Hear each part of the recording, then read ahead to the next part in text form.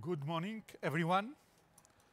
My name is Jofre. I'm actually moderating this session. The subject is Disruptive Trends Transforming Urban Mobility. So just first of all, let you know a little bit about logistics. So the first is you may, during the session, introduce questions electronically. You have an app you may install in your mobile if you have didn't before. The name is Ask and Vote. So we are invited to submit us questions. So we'll collect them, and at the end we'll may pass through the speakers. So please remind that. So from the session itself, I'll do a short introduction. So I'll give the floor to each one of the panelists. And then finally, we'll open for questions to the audience. And finally, a little wrap up at the end. So let me introduce right now the different speakers. First of all, myself.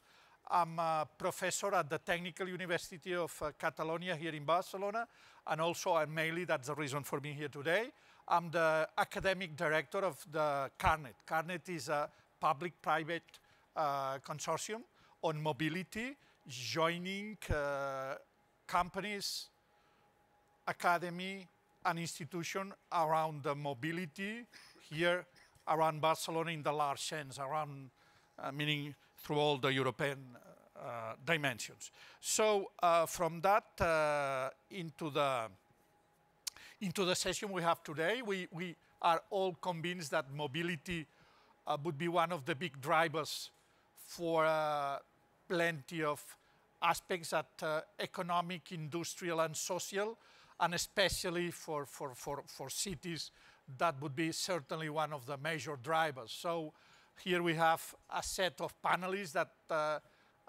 I'm convinced that may give a really very complementary approach. So let me introduce them in the same order they will talk. So first of all, we have Mr. Ignasi Vilajosana.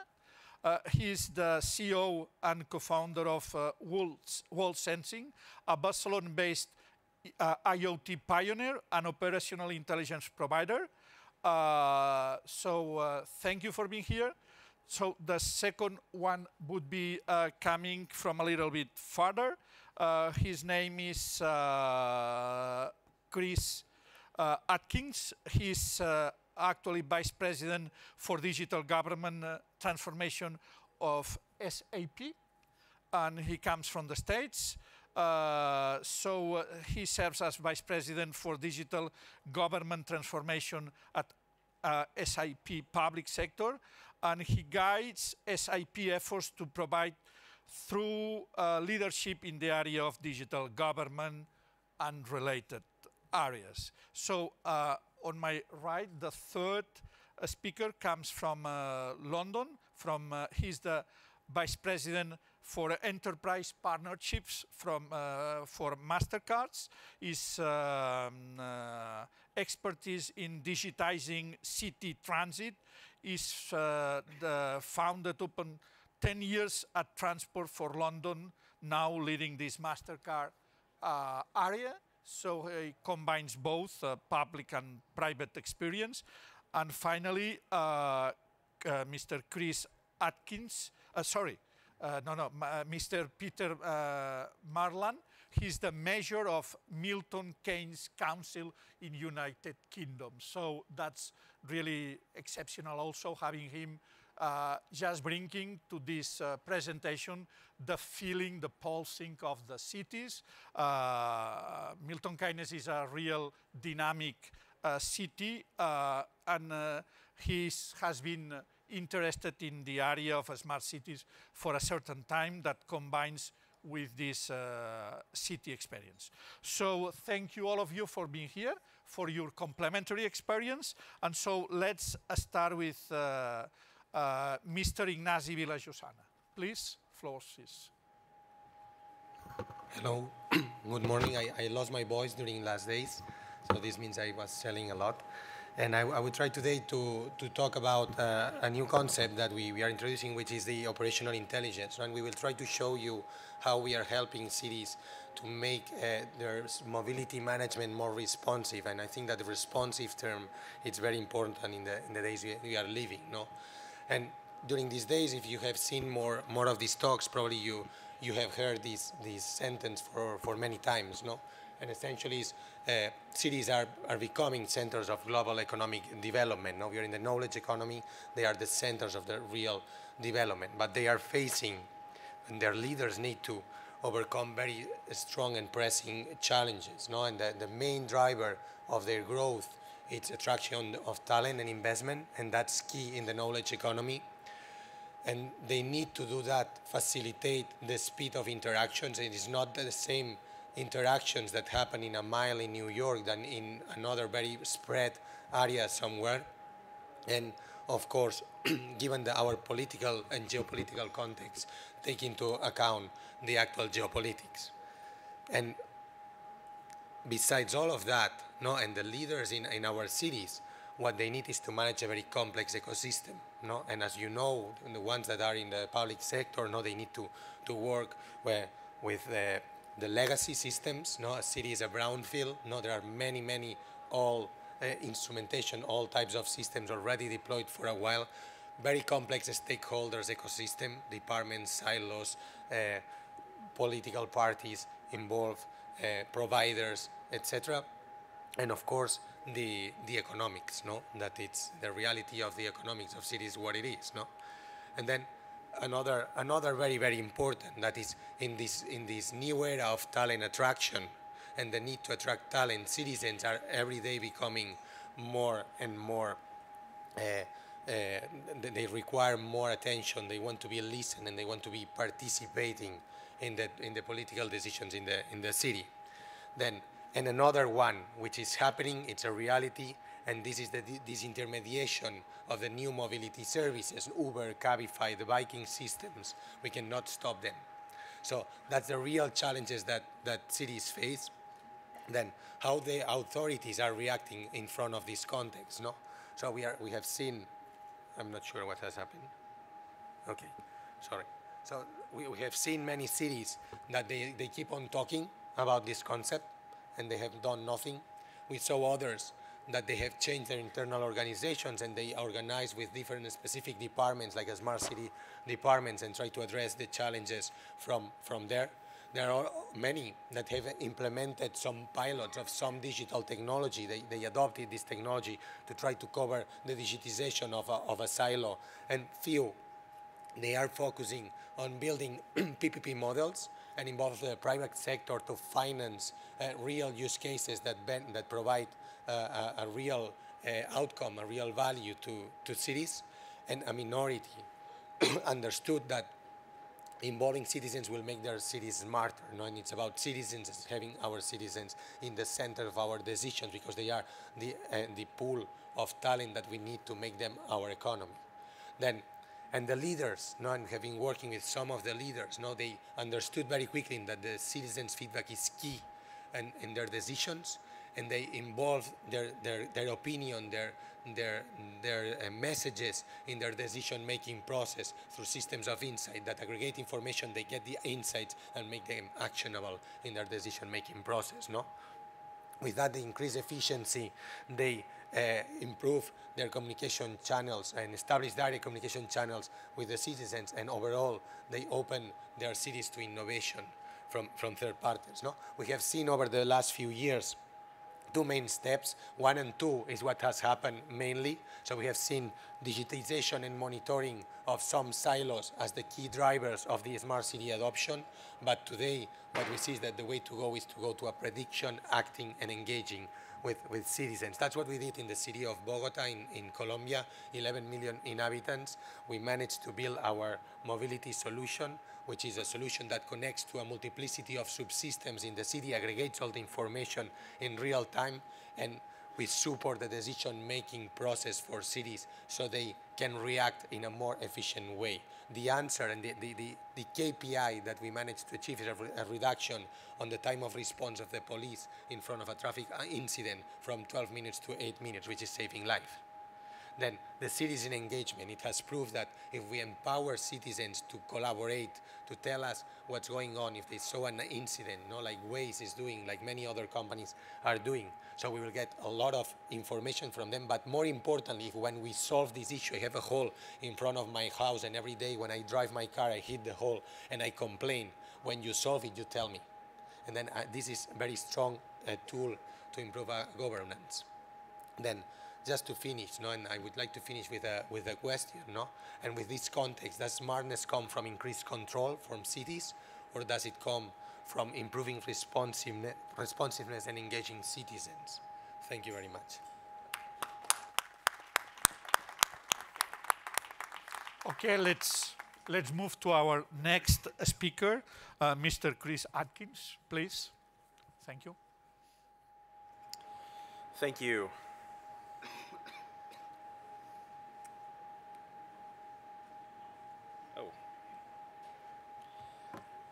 I have a very simple message and a key takeaway for you this morning as we talk about urban mobility, all the trends that are driving change for our citizens. I put this picture in my first slide, and this shows a young woman in a city on a mobile device. We could imagine her accessing mobility services, traffic services, and I like to call her Sally, but I would encourage all of us to put Sally at the center of our thinking. Citizens, that was mentioned in the previous presentations, really thinking about engaging citizens. It's easy to think about technology. Most of us here are technology geeks or nerds. We love technology. It's why we're here. But technology is all about delivering better services for citizens. And Sally probably doesn't really care as much about technology. She cares about getting around, getting from place to place, living her life, having a good quality of life. And so I think it's easy to lose sight that we need to put citizens first. These are all the trends that are coming at Sally from a mobility perspective, trends that we are all monitoring together and talking about at conferences like this. You have things like mobility as a service. This is the very simple concept that Sally wants to go from point A to point B. She doesn't necessarily care how the city has broken down those silos in terms of transportation services, whether it's a taxi or an Uber or taking the train. Or some other type of transportation. But it's can we get Sally from point A to point B, and can we use technology to do that? That's being done now. It will continue to be done in the future. Autonomous vehicles, the picture on the top right.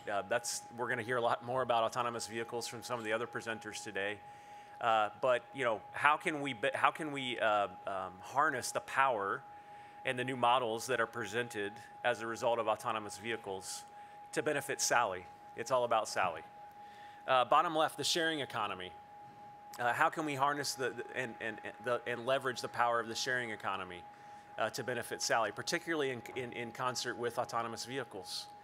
We're going to have autonomous vehicles that aren't staying put very, very often in the future because they're going to be constantly put to use to get Sally and her friends from point A to point B. And then on the bottom right, we hear terms like blockchain, machine learning, artificial intelligence. These are all great. We're all trying to find ways to leverage these new innovation accelerators. But to citizens like Sally, they're not directly relevant to her unless we're using these types of technologies and innovations to improve her experience and her quality of life as a citizen. We can and will use these types of technologies and innovations to develop new business models in mobility and to improve the existing efficiency and effectiveness of our existing business processes. But again, we always have to remember when we talk about these technologies and these innovation accelerators that it's all about Sally. So how do we know what Sally wants? How do we know how to design services, mobility services, that Sally wants and needs and that she can use in her daily life? And I would submit to you that we use a data-driven approach to do that. In cities right now and members of the private sector in cities have the data that they need to research the question and to provide the insights that we need to create those new business models. But we have to do it by using a data-driven approach. We have lots of data on lots of different channels today. Trains, metros, taxis. We could partner with companies like Uber or Lyft to get data from them to really determine how are we going to get Sally from point A to point B. And then bottom left, that's when we, as government, we can start to analyze the data. And of course, at SAP, we can work with you to do that, no doubt. But it's about figuring out how to provide her different options, right? And maybe even to nudge her in different directions with the choices that she can make to get from point A to point B. And it's really all about the data and the citizen-centric approach to analyzing that data and disrupting the business models. But we're going to face a couple of different barriers as we move into this new world of mobility. The first is data sharing. And there's going to be 3 different areas of data sharing that we're going to have to confront. The first is internal data sharing in the public sector. As was mentioned in the previous presentation, government is typically broken down into silos. That data exists in different systems across different agencies, different ministries, and we have to create a better culture of data sharing in government, in our cities, in order to enable the data-driven approach to providing better mobility services to Sally. SAP has worked with customers in the past, and they've leveraged our technology to do that, so it can be done, of course. But it's a culture change. It requires leadership. It requires a new way of doing things in government to break down those silos. And again, it's easier to break those silos down if you're focusing on Sally and not traditional lines of bureaucracy, different departments, et cetera. The other way is we've got to find new ways for the public sector and the private sector to share more data. Earlier this week, I heard a really innovative example. We hear all about open data. Open data has been talked about in the city context for a long time. But we're even seeing cities now start to not just provide open data, but provide data in a way that specifically helps businesses in their community succeed and helps them attract talent. I heard a great example of that earlier this week. One city in the United States is providing data to many members of the restaurant and food business in order for them to better target and advertise to their customers. And so that type of thing is going to have to happen, but we're going to have to find new ways to incentivize the private sector to share their data. And we're going to have to be really innovative when we do this. Last but not least, we've got to think about the economic disruption that's going to happen as we design these new business models and these new services. It's not going, there's going to be change. What's good for Sally is not necessarily going to be good for other sectors of the economy that are providing services under existing business models. And so government has a chance to get ahead of that, to plan it, and to figure out how to transition those jobs into the new economy. So thank you for your time. It's been a great week, and I look forward to your questions. Thank you very much. Let's move for the third one. Please, Mr. Will Judge. Floor is yours. Hello, everyone. Thank you for taking the time to attend this session and hear my remarks. I'm Will Judge. I am in the Global Enterprise Partnerships team at Mastercard. I'm based in London, but my role is a global one. I bring the best of Mastercard's capabilities and solutions to the specialist technology providers who serve the world cities in the areas of ticketing, fare payment, multimodal mobility, and so on and so forth. And it's a terrific opportunity here to come and share with you some of the trends that I'm observing in my work as I go around speaking with Mastercard teams, city authorities, and partner companies in the world's major cities on the question of how we can make the cities of today work better and how we can keep urban mobility moving forward and innovating in that space to make sure that citizens in the world's cities enjoy better and better experiences over the coming years. A few things I won't talk about. I won't talk much about the work that Mastercard has been doing in our core areas. We're absolutely focused on bringing the best of secure, seamless and simple payments for journeys to the world. We have more than 100 projects globally where we have collaborated with partners to stand up solutions involving our contactless technologies and mobile technologies. That's 100 either delivered or in flight. Very happy to talk to you should you wish to know a little bit more about how we might be able to help your city on that front if you come to our stand, which is usefully close, just outside this area and slightly to the left. So please come and see us if you'd like to talk about that this afternoon. What I would like to do today is to talk about 3 disruptive trends that I'm observing. And the 3 are, you can see on this slide in front of you, digital integration and intermediation. The picture you can see there is a well-known app that many of you must use called Citymapper. Started out in London. It's a great example of a digital-only player that is intermediating the traditional transport providers in multiple cities worldwide. And so I'll talk a little bit about the ramifications of that trend, who's active in it, and what it might mean for the city authorities and mayors around the world, and whether they should start thinking about this with a little more sharpness than they have done to date. The second trend I'm talking about is multi-leg journeys, route shortening. The picture you can see is a graphic I grabbed off the web pages of the East Bay Times in California, just east of San Francisco, reporting a story about where the city authorities there had started to use their funding in a radically different way, teaming up with Uber and Lyft to address some transport, operational and policy questions they had in some of their districts. It's a really good indicator of a fascinating story that we're seeing playing out as the rideshare industry takes shape. We'll talk a bit about that. And then the third trend I'm going to talk about is demand-side engagement, based on the hypothesis that we're now living in an age where the vast majority of consumers in cities have some kind of device through which the city can engage with them directly, which opens up a previously inaccessible range of strategies that's less around adding supply capacity or shape to the transport network, and much more about trying to affect the demand side of that industry by giving consumers opportunities and incentives to make decisions about their journeys that they might not otherwise have made. So we'll look at each of these in turn. So digital integration, intermediation.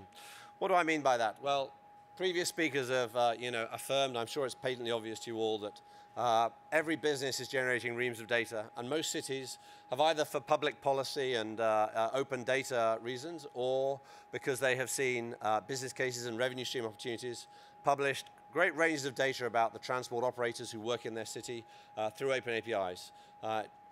We work with a partner who has a transit solution embedded in their technology platforms that's integrated with more than 1,000 cities now, pulling in data about timetables for different types of transportation, route planning tools and applications that cities may have built, allowing consumers to figure out the most efficient and quickest way to get from A to B. And in many cases, even real-time service status, where the timetable has been disruptive, but the API is feeding data based on the actual location of buses, the actual arrival time of trains today. And that's fantastic. And people are building lots and lots of innovative new businesses about it. The trend is particularly developed for information. It is less evident for trip booking, ticketing, or payment. I think because those activities are ones where operators and cities are a little bit more cautious about opening up systems, bearing in mind they're processing payment credentials involving real flows of real money. But certainly in the realm of transport information, we are awash in a bathtub of data. So what's happening as a result of that? What I observe happening is that the users of those APIs, be they startups, be they the well-established big-name digital players, be they VC-funded new entrants in the transportation space, are progressively intermediating consumers of transport from the transport providers. The distance between a rider and the individual train company, bus company, taxi company that they are using to make a particular part of their journey is growing, because the consumer's attention is increasingly shifting to the digital actor that's enabling them to see the integrated totality of their trip. Now that's great. Consumers love that. It's a fantastic enhancement to the transport service they're getting. They can see all the information they need about their journey, the sequence of steps within it, the interchanges they're going to have to make in one place. Why wouldn't people bring their trust and attention to the digital actors that are providing that? But I do wonder it flows up a little bit of a question for transport providers and for city authorities. A subset of this trend is the emergence of new businesses with a new business model, which is currently going under the label of mobility as a service. These are companies that are actually saying, I want to own the complete business relationship between a rider or I want to have total responsibility for delivering the journey as a whole to the rider. So that's not just about integrating information to present a digital picture of a journey, but actually taking the full commercial responsibility for delivering that journey, either as a standalone ride or as a bundle of services over time. And you don't have to go very far to hear people who are passionate advocates of the mobility as a service model and who are enthusiastically launching startups and businesses of this nature across the world. Notable one, WIM, which is a Finnish application launched in the West Midlands. It's going to be fascinating to see, West Midlands in the United Kingdom, fascinating to see how they get on and how they work with integrating with the local transport networks, but actually owning the commercial relationship with the customers for the complete responsibility for fulfilling that journey. I think the question in my mind that this subject raises is, to what extent do the cities want or feel any pressure to play in this space? Who actually will the person on the streets of your city think of when in the future they think, I need to find a digital provider to show me my end-to-end journey? Is it okay that they rely on that for a company like Citymapper or a big company like Here? The screenshot you can see here is Here's WeGo application, which they offer worldwide and will offer you integrated route choices with all sorts of drive, ride share, walk, metro, taxi. It does the complete integration for you, but nowhere there do I see the mayor or the transport authority of the city in which this journey is being planned. This is not a criticism of Here, by the way. We very great working relationship with Here, and their application is very, very capable. But I think it's a policy question that I would encourage city authorities and mayors to think about. Should their presence, their brand, their logo be there if this is actually going to be the digital interface for their transport network in the future? Question one. Number two, route shortening. So we collectively now live in a world where most consumers have these applications in their pockets on devices that make it so simple to plan and so simple to pay for a complex multi-leg trip as to be unimaginable 15 years ago. This is absolutely fantastic, and it's small wonder that consumers are rallying around this trend. But I think as anyone sort of thought it through a little bit, if you decrease complexity like this, the chances are you are going to increase the extent to which consumers will make mode changes. Their journeys will increasingly shift from single mode or bimodal journeys to multiple mode journeys, triple, quadruple, quintuple mode journeys, guided by the app, guided by the algorithm that underpowers it. So what we're likely to see is increasing fragment of trips, and they will use the mode or the form of transport that makes most sense for them.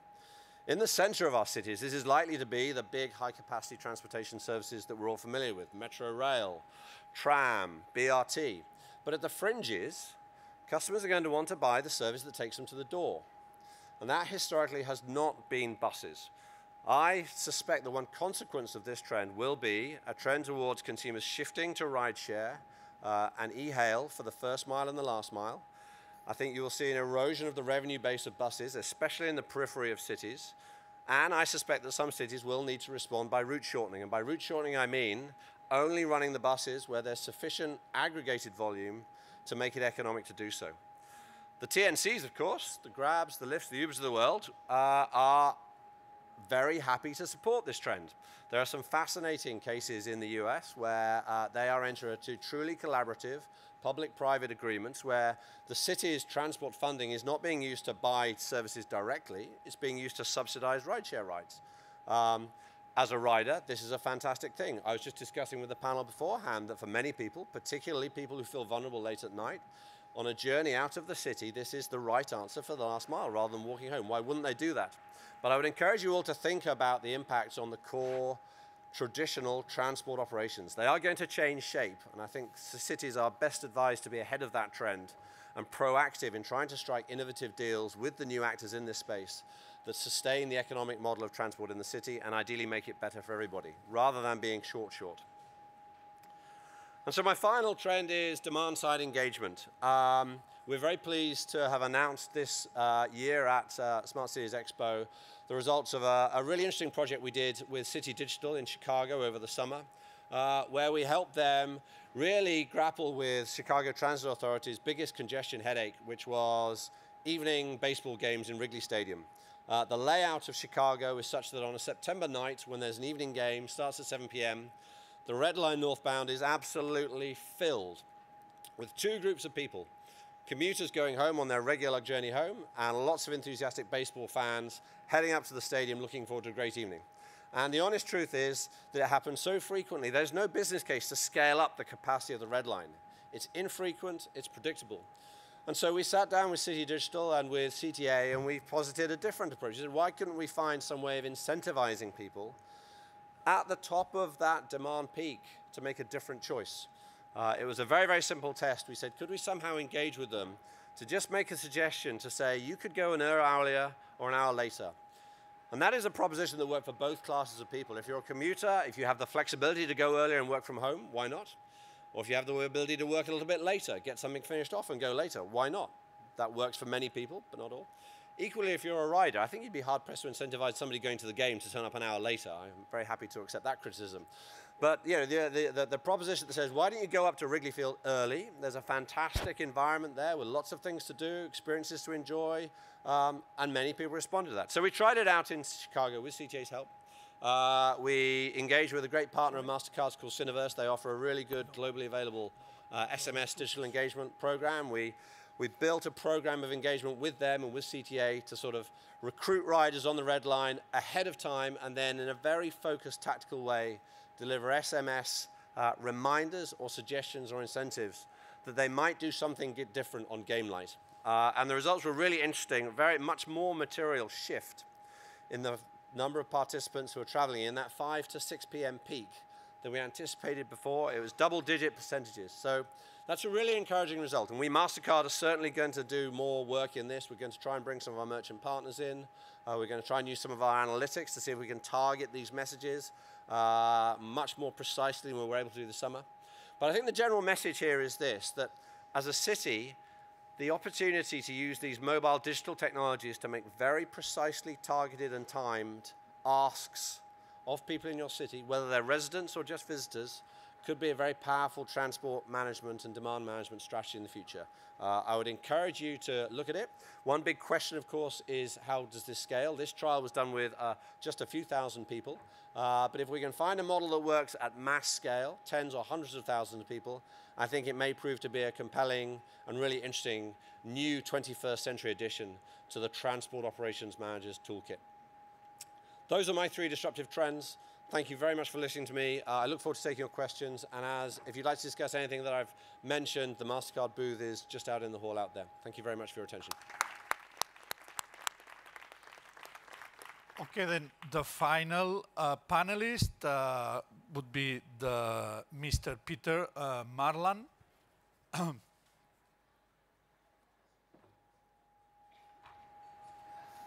Thank you. My name is Councillor Pete Marland. I'm the Mayor of Milton Keynes, which is Britain's most successful new town. For those that don't know, Milton Keynes is only 50 years old. It's our 50th birthday this year in 1967. Somebody very wise in central government decided to stick a pin in a map between Oxford and Cambridge, between London and Birmingham, and say that's the place that we want to place a new town. So Milton Keynes has grown and is an exemplar of rapid urbanization. We were less than 100,000 people in 1967, and we are touching 300,000 people today. And that is primarily because Milton Keynes is strategically located on some really important transport corridors in the UK, the M1 and the West Coast Main Line. It has always been a very important place in Milton Keynes' economy of how we move goods and services around. And actually, before Milton Keynes even existed, to the north of the city, which is the area that I represent, is Wolverton, which was the world's first railway town built in the 1830s. And to the south of the city is Bletchley Park, which is known as the home of computing. And that is because there was a quick direct train to London in the 1930s and 1940s that enabled people from Oxford and Cambridge to get to a central position, but also into London as the need arose, particularly during the Second World War. But we understand that as the fastest growing economy in the UK, places don't stand still. Milton Keynes is important today, but other places were important yesterday. I'm from the northwest of England. I grew up in Liverpool, and between 1900 and 1940, most of the reason for Liverpool existing ceased.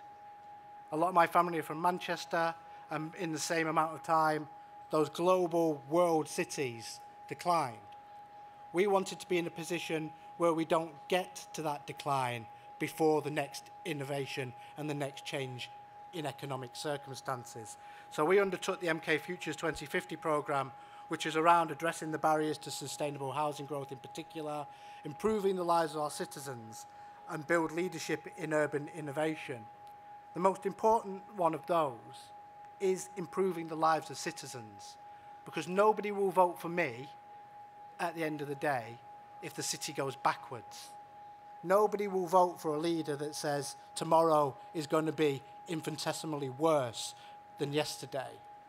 Leaders are always expected to be the beacon on the hill, the people who people look up to say tomorrow can be better, tomorrow will be better, how are we going to get there? If there's a role and a changing role for city leadership in the world, rather than about delivering services, rather than about saying this is what you'll have as a customer of those services, the role of a city leader is evolving to be something different, to be that beacon on the hill that says this is the world that can be. This is the world of how we can change, but this is the place that we want to go as a city. This is why we want Milton Keynes to even exist in the first place. And therefore, we are delivering some things. We are the first city in the world to have a fully electric commercial electric bus service. We have the most electric car charging points in the UK, and we have a combined electric car showroom where every major automobile manufacturer, apart from Tesla, who is next door, offer a combined showroom for their electric vehicles. We have a city innovation ecosystem where all our sensors and data are put into an open data sharing platform, which is also being amended at the moment because we understand that whilst some data needs to be open and some data needs to be accessed by public authorities in particular, how we share across those public authorities, some of that data from the private sector and from the public sector has value. And that's why we are transforming into a two-layer data system, which is completely open and one which is proprietary and will be able to be accessed by funding mechanisms. Some people may recognise some of the major players that we have involved in Milton Keynes because it's important that as a city we aren't doing some of this, we are delivering it with our partners. But what does that mean for transport? To me, transport is a service, but it's also a function of something else. Nobody travels round for no purpose. Transport is a purpose, but we need to make sure that goods and services are mapped out more effectively. And that's why our City Motion Map is moving from all that data integration into how we can move goods and services around more quickly. Therefore, we have deployed at a city-wide scale these low-grade sensors that can pick up anything that moves. We will have around 14,000 of these on nearly 500 junctions with the ability to be able to connect into transport systems like our traffic light signals, because I think we've all been there. At some point we pull up at a junction and there's a red light and you think, why is this light red when there's nothing at the other 4 junctions? We will be able to link to those systems to mean that you have a green light. Or at 5 to 10 in the morning or 5 to 9 in the morning when a bus is full of people or a train is full of people, we're able to prioritise that public transport system above an individual in a car. But so far, so hygiene factor. Lots of cities are doing this. What's the difference? The difference is those sensors are all in themselves AI. They are all learning individually. And you can see from this graph, one is the predicted trend, and one is the actual trend measured after the event. So what we are able to do with our Autodrive program, which is about autonomous vehicles, and with our pod program, which is around autonomous, low-speed, last-mile solutions for a low-density city centre, is allow autonomy and real-time AI to combine. But this throws up some very interesting challenges, and some challenges around that person-centric thing. Because Sally may know what she wants, but does she know what's good for her? We need to know whether somebody sitting in an autonomous vehicle will take being rerouted over sitting in a traffic jam. Because we've all done it. We've all been driving along a freeway or a motorway, and our satellite navigation system comes up and says, blockage, 3 junctions ahead. Accident, 3 junctions ahead. Turn off now and go a different route. And we say, I know best. I'm sure by the time I get to that junction, the traffic will have evened out and it will be fine. So I'm going to stay on the motorway. And then 20 minutes later, when you're sitting in a traffic jam, you think, why didn't I take that route off the motorway? But what would happen if that choice was taken out of your hands? What would happen if you're sitting in an autonomous pod and, as you can see, all these dots are individuals? The AI learning system will say, actually, it's 5 o'clock in the afternoon. Everybody's leaving work in Milton Keynes and coming out onto the streets. By taking the shortest A to B journey, it will take 10 minutes longer. So the AI system, an autonomous system, will take you round the back of Milton Keynes. It will get you there 2 minutes earlier. Will that person in that pod accept that they are getting there 2 minutes earlier? Or are we built as humans, and are our reward systems, things like how our release of endorphins, built to always think we know best? If we put an override button in autonomous systems, would people press it because they think they know better? So what we are doing as a city is being that exemplar on the hill. We are rolling out these AI systems. We are rolling out these small pods, which are for short courier services, for packages, for things like food. We are looking at autonomous drones. We are looking at major transport interchange. But what we want to be is a legislatively free area. We want to be a sandbox city, because I don't know which sensors will ultimately end up being Blu-ray and which sensors will ultimately end up being Betamax. We need to know, as a city, what we want to install. It will be down to the market to deliver some of that transport innovation. People didn't build canals or railways because cities told them to. Originally, people built canals and railways because there was an economic imperative to do so. So let's not remember, or let's not forget, that transport and mobility is a function of society. It is about growing the economy. It is about getting people and services from A to B. It doesn't exist in itself to exist. Some of those investments will be from the public sector, some from the private sector. But what we need to do, what Milton Keynes wants, is to be that innovation capital. So we know, as we develop new transport systems, what will emerge, how they will emerge, how individuals will react, how society will react. Because it all comes down, ultimately, to me, for the place to be better. What does it matter if we've got a functioning public transport system if half the people can't access it because they don't have access to digital technology, and 5% of my citizens can't read or do maths very well? Transport needs to be integrated into the wider functions of society and the wider functions of Milton Keynes and service delivery. And that's what we're aiming for, and that's what we should all aim for. Thank you very much.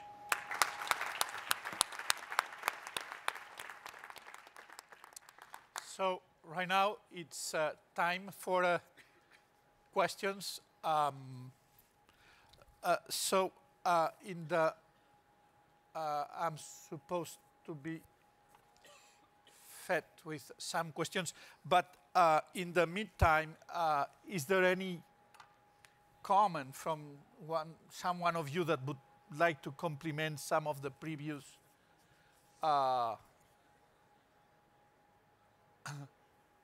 thank you very much. Okay.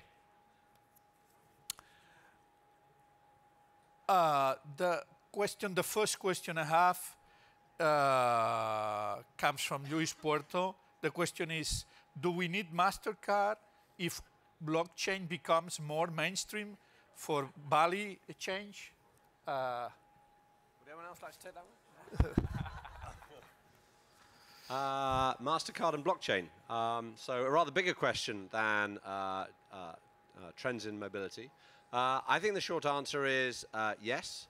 I don't think it is necessarily the case that any single blockchain solution or blockchain-based solution. I'm sure you're all familiar with the big names, Bitcoin and Ethereum. These are hugely creative and innovative platforms. I think from our perspective, the evolution of blockchain-based payments is something we watch very, very carefully. We are investing in various companies acting in the space. We are extremely familiar with the fundamentals. We have our own blockchain platform. We offer that through APIs to anyone who would like to build blockchain-based solutions of their own on our platforms and make it accessible to users, be they businesses or consumers, through our network. It's a huge and fascinating subject that is changing the payments industry, but we are deeply involved within it. The only thought I would offer you is that I think the jury is still out as to whether Bitcoin and other blockchain-based cryptocurrencies are better thought of as consumer forms of payment so that people can transact with each other or transact with businesses, or whether they might actually be best thought of as an innovative 21st century digital asset class. And I'm sure if you research the subject, you can find advocates of both. I must say right now, I'm still not convinced that it is more straightforward for me to go and buy the goods and services I need when I'm traveling around London, or to make payments for my holiday using a Mastercard or my experimental Bitcoin or Ethereum wallets. And so I think the question is both regular card-based payments and blockchain-based payments deliver excellent security. But that's not the only thing you might need in a payment system. Things like ubiquity, interoperability, consumer understanding are all also equally important. And we as Mastercard are quite confident that we will be bringing our skills and our assets in those areas to consumers and businesses worldwide over the years to come, with or without blockchain. Thank you. Next question comes from Peter. Wow.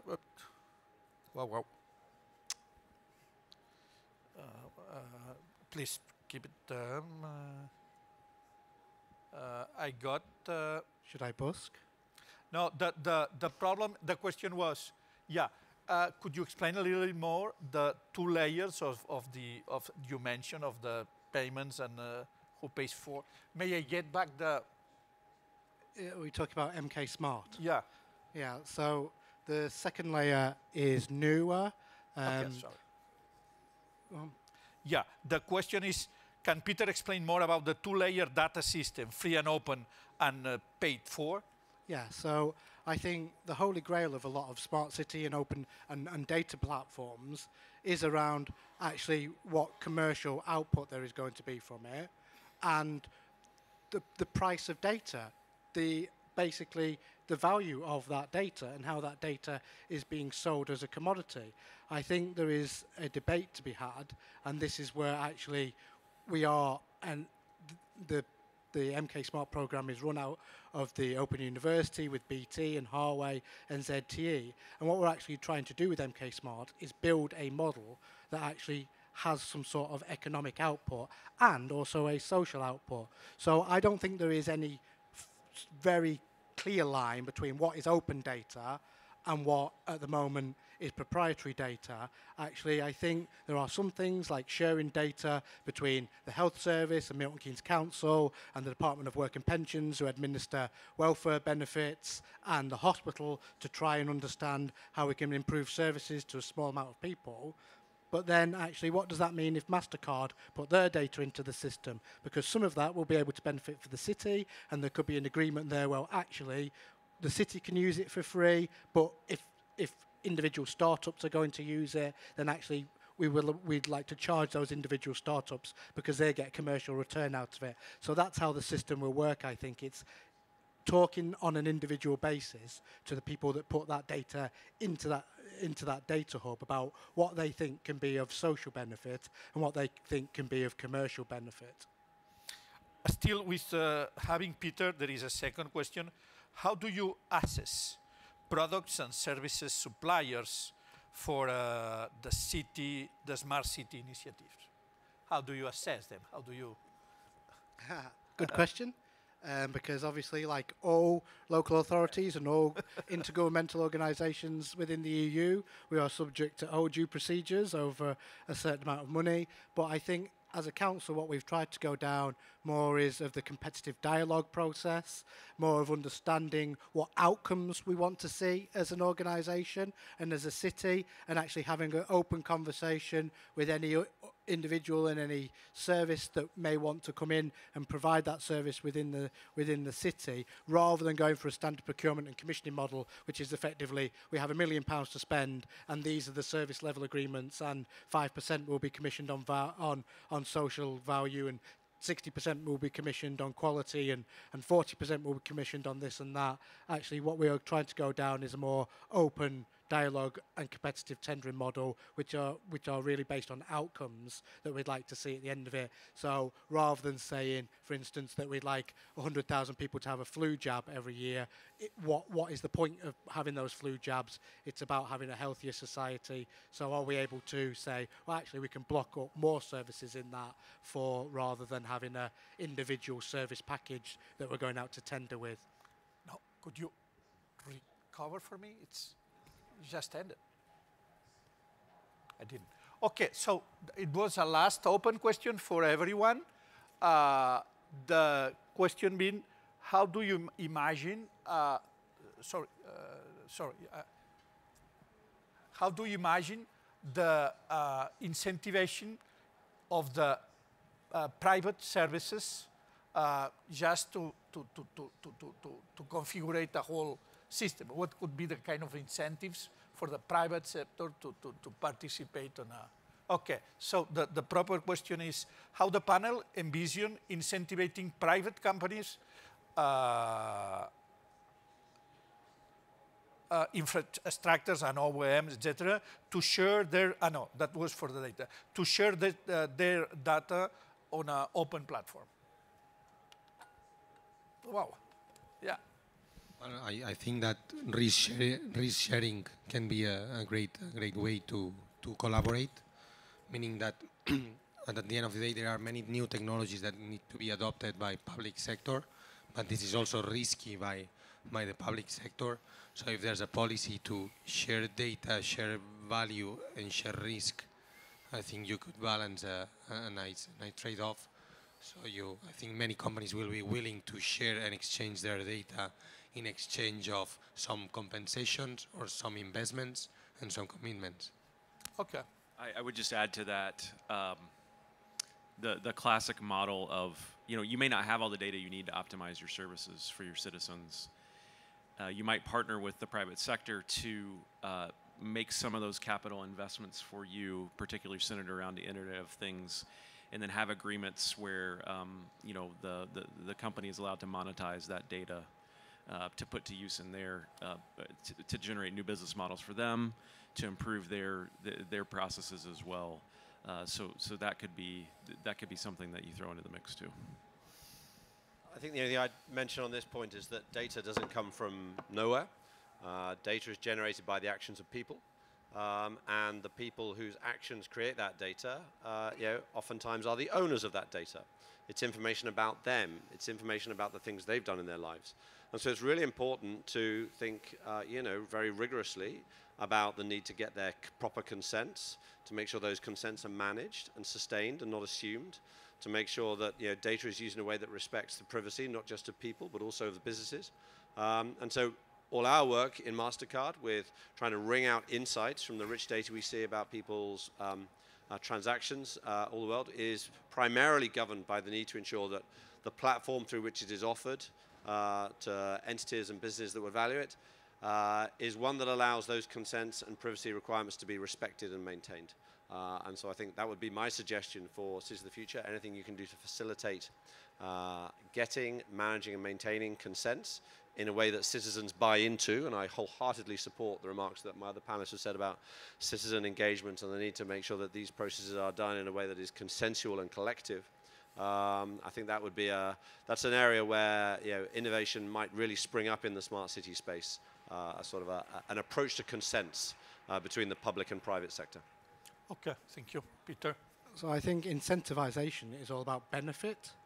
So I was at an event similar last week, and they were getting into a very detailed discussion about the health service and how the health service needs to share data and what we need legislation changes. And somebody from the audience made a really good point of just saying, if you explain the benefit to the individual of sharing their data across all the services within Milton Keynes, they would just sign up. You don't need you don't need years of legislative change to have an individual conversation.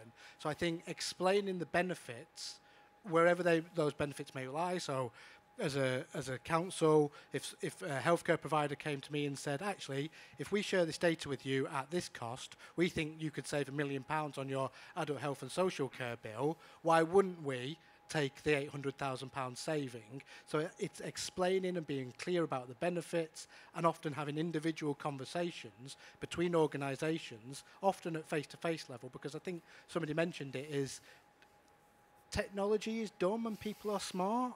And actually we lose within a lot of the technology driving some of these things, some of the basic human interactions that we should just be getting on with, which are things like,